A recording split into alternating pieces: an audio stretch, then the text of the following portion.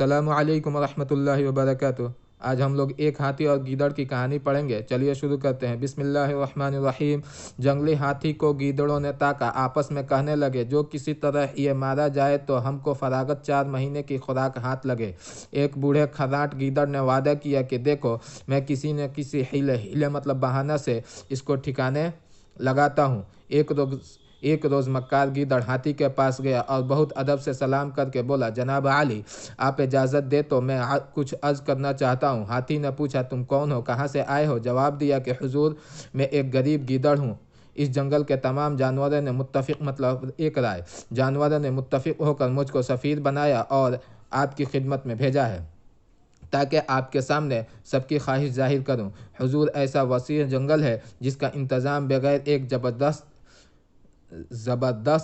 बादशाह के नहीं हो सकता, और जब तक अच्छा इंतज़ाम न हो कोई जानवर अमन चैन से गुजरान नहीं कर सकता। हमारी जिन्स में हुजूर के सिवा कोई बादशाही के लायक नहीं। अगर आप इस बड़े मनसब को कबूल फरमाए तो हम सब बहुत शुक्रगुजार होंगे। ये सुनकर हाथी ज़रा सोचने लगा। गीदड़ ने फिर कहा कि हुजूर, इस वक्त सब किस्म के जानवर इस सलाह में शरीक हैं, किसी को कुछ उज़्र या इनकार नहीं है। शायद देर लगने में किसी की राय बदले और आपस में फूट पड़े। बेहतर यह है कि जल्द तशरीफ़ ले चलिए और अपनी बादशाही का इश्तहार दीजिए। हाथी को दौलत और हुकूमत के तमा ने ऐसा लुभाया कि फ़ौरन गीदड़ के हाथ साथ हो लिया।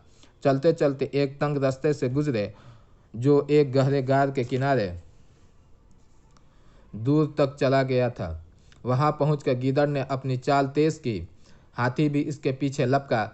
नगाह इसके पांव फिसल गया और धम से गहरे गार के अंदर औंधे मुंह जा गिरा। जब यह मुसीबत पेश आई तो बेचारा हाथी चिंघाड़ा और बहुत आजिज़ी से गीदड़ को पुकार, ए प्यारे रफ़ीक, रफ़ीक मतलब दोस्त, कुछ ऐसी तदबीर कर जो मेरी जान बचे। अब मक्कार गीदड़ मुस्कुराता हुआ लौटा और जवाब दिया, खुदावंद, लो मेरी दुम मतलब पूंछ पकड़ कर ऊपर चले आओ। इस वक्त हाथी को मालूम हुआ कि जो कोई लालच के मारे दगाबाजों की बात पर फरीख्ता होता है, उसका अंजाम तबाही और फरीख्ता मतलब लालची मतलब उसका भरोसा करना, खुश होना, उसके तरफ मुतवज्जा होना, उसका अंजाम तबाही और बर्बादी के सिवा कुछ नहीं।